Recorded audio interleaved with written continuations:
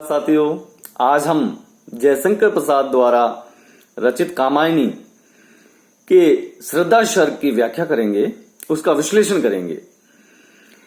ये अंश एमए उत्तरार्ध और बीए पाल थर्ड दोनों के ही पाठ्यक्रम में है।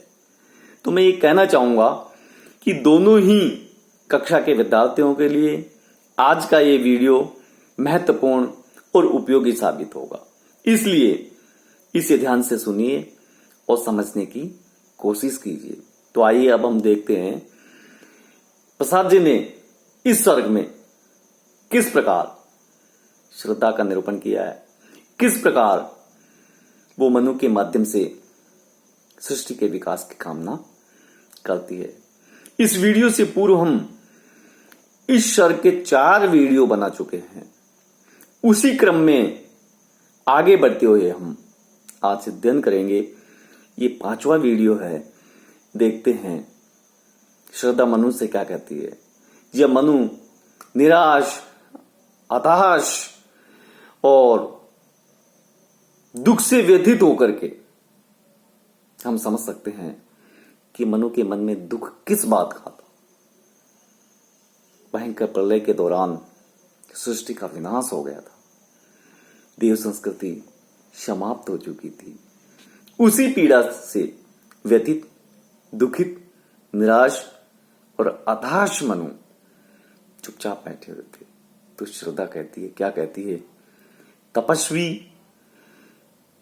तपस्वी क्यों इतने हो क्लांत, क्यों इतने हो क्लांत, वेदना का ये कैसा वेग, वेदना का ये कैसा वेग, आहा तुम कितने अधिक अथाश, बताओ ये कैसा उद्वेग।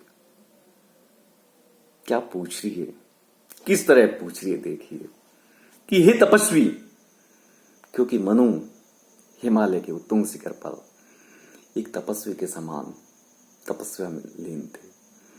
चारों ओर प्रलय हो गई थी, जल ही जल था।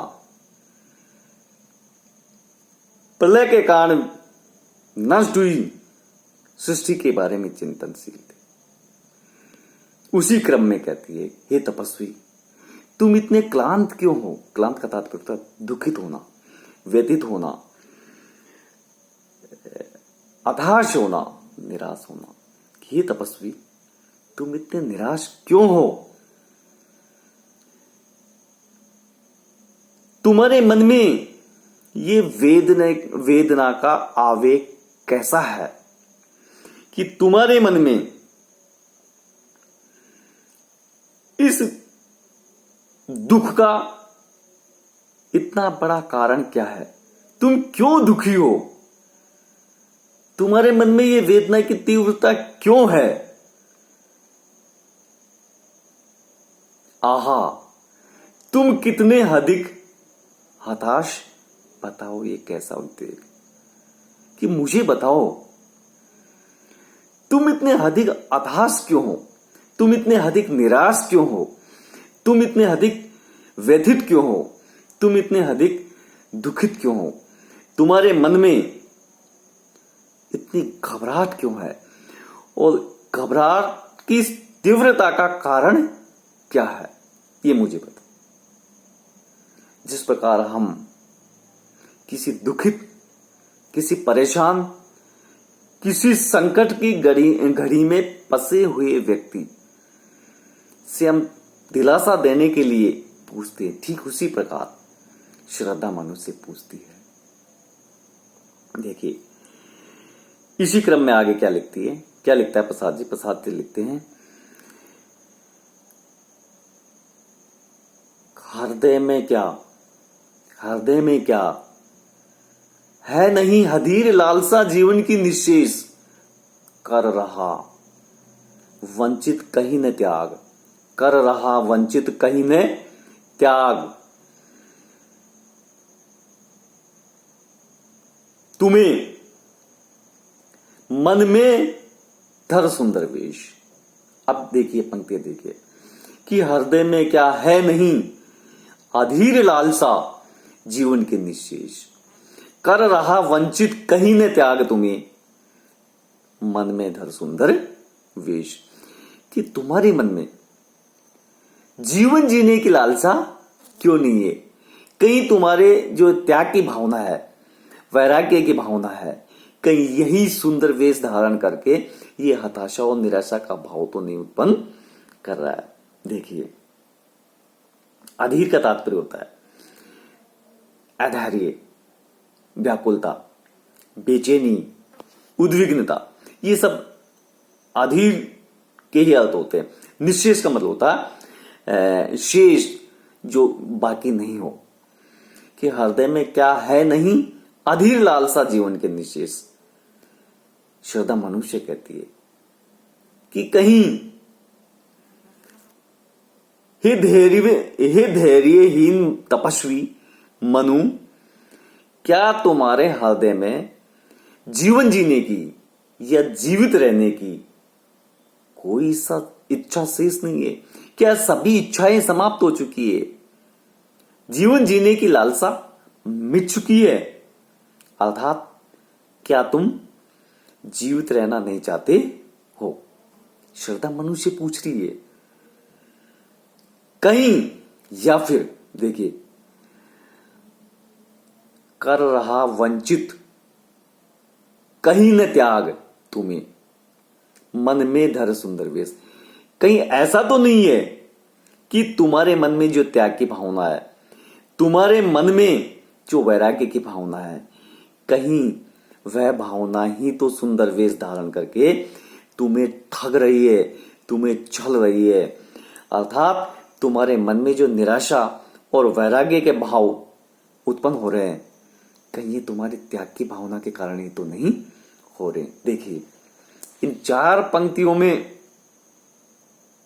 श्रद्धा मनुष्य जो बात पूछ रही है वो यही है कि मनु से ये पूछ रही है कि तुम्हारे जो ये दुख है, ये इतना तीव्र क्यों है? तुम इतने दुखी क्यों हो? तुम्हारे मन की ये तीव्र वेदना क्यों है? तुम क्या जीवन जीने की सारी संभावनाएं खो चुके हो? कहीं तुम्हारे मन में जो त्याग है, वैराग्य की भावना है, यही कहीं सुंदर रूप धारण करके तुम्हें ठग तो नहीं रही है?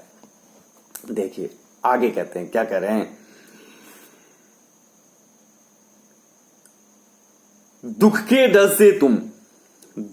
डर से तुम अज्ञात जटिलताओं का कर अनुमान, अज्ञात जटिलताओं का कर अनुमान, काम से झिझक रहे हो आज, काम से झिझक रहे हो आज, भविष्यत से बनकर अनजान। बहुत महत्वपूर्ण पंक्ति है कि तुम अज्ञात दुख से, भविष्य में होगा या नहीं होगा, जिसके बारे में हमें कोई पता नहीं है, उस दुख से तुम डर रहे हो। जो हमें ज्ञात ही नहीं है, उससे डरने की कहां आवश्यकता है? लेकिन तुम उस दुख की संभावना से डर रहे हो। कौन कह रही है सब? ये मनुष्य कह रही है, श्रद्धा कह रही है। तुम भविष्य से बिल्कुल अनजान हो, अनभिज्ञ बन करके उस दुख से तुम डर रहे हो। अर्थात जीवन में जो मुसीबतें आ सकती हैं, आने वाली है, जिनकी कुछ संभावना है, उन संभावनाओं से, उनके अनुमान लगा करके ही तुम होने वाले दुख से डर रहे हो, और इसी कारण भविष्य के प्रति सोच विचार न करके जीवन जीने की इच्छा से ही झिझक रहे हो, काम से झिझक रहे हो। काम का तात्पर्य क्या होता है? काम से तात्पर्य होता है जीवन की इच्छा, कि भविष्य में दुख हो सकता है, बस इस बात से ही दुखित होकर के जीवन जीने की इच्छा ही छोड़ रहे हो। किस प्रकार श्रद्धा मनु को समझा रही है, उन्हें जीवन जीने के लिए प्रेरित कर रही है। साथियों, हमने जो ये 3 पंक्तियां हैं उनको एक बार हम पुनः देख लेते हैं कि तपस्वी क्यों इतने हो क्लांत, वेदना का ये कैसा वेग, आहा तुम कितने अधिक हताश, बताओ ये कैसा होते। हे तपस्वी, हे मनु, तुम इतने दुखी क्यों हो? तुम्हारे इस तीव्र दुख का क्या कारण है? तुम्हारे मन में ये कैसी हताशा है, निराशा है, ऐसा उद्वेग क्यों है? आहा, तुम कितने अधिक हताश, बताओ ये कैसा निश्चेष कि इतना अधिक तुम हताश क्यों हो, निराश क्यों हो? हृदय में क्या नहीं अधीर लालसा जीवन की निश्चेष, तुम्हारे मन में जीवन की आशा, जीवन जीने की संभावना क्यों नहीं है? कर रहा वंचित कहीं न त्याग, तुम्हें मन में था सुंदर वेश, कहीं तुम्हारे मन में ये तुम्हारे त्याग की भावना है, यही तो सुंदर वेश धर के तुम्हें ठग नहीं रहा है। और भविष्य में होने वाले जो संभावित दुख है उसी का अनुमान लगा करके तुम जीवन जीने की इच्छा त्याग रहे हो, जीवन जीने की संभावना छोड़ रहे हो। तो मित्रों, आज इतना ही, धन्यवाद।